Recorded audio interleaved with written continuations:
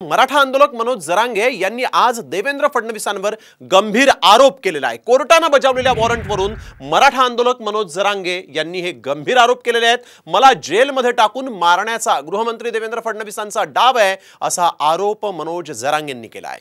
10 वर्षांपूर्वीच्या एका फसवणूक प्रकरणात पुणे सत्र न्यायालयाने जरांगे यांच्या विरोधात अजामीनपात्र अटक वॉरंट जारी केलेला आहे। दरम्यान कोर्टात हजर न झाल्यास अटक वॉरंट जारी करतात ही प्रक्रिया आहे असं स्पष्टीकरण गृहमंत्री देवेंद्र फडणवीस यांनी दिलेला आहे।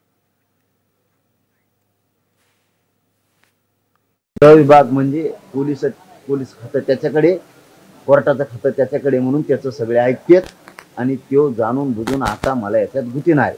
आता त्याचा डाव सांगतो तुम्हाला, त्यो मला याच्यात आत टाकणार। आज कोणते कैदी त्यांच्या हाताने मला आज सुद्धा मारायची अशी रात्रीची आलेली माहिती मारायची। उपोषणाच्या शेवटी ते माझ्या आईवर बोलले होते, मग नंतर त्यांनी माफी पण मागितली आणि सांगितलं की जरा उपोषणाने माझ्या डोक्यावर परिणाम झाला होता किंवा मला त्रास झाला होता, त्यामुळे मी रागारागात बोललो।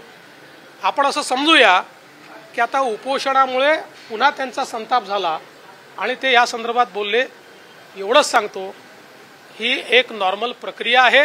ज्या प्रक्रियेमध्ये क्रिमिनल केसमध्ये तुम्ही जर हजर झाले नाहीत तर तुमचा नॉन बेलेबल वॉरंट निघतो, तुम्ही हजर झालात की तो वॉरंट कॅन्सल होतो।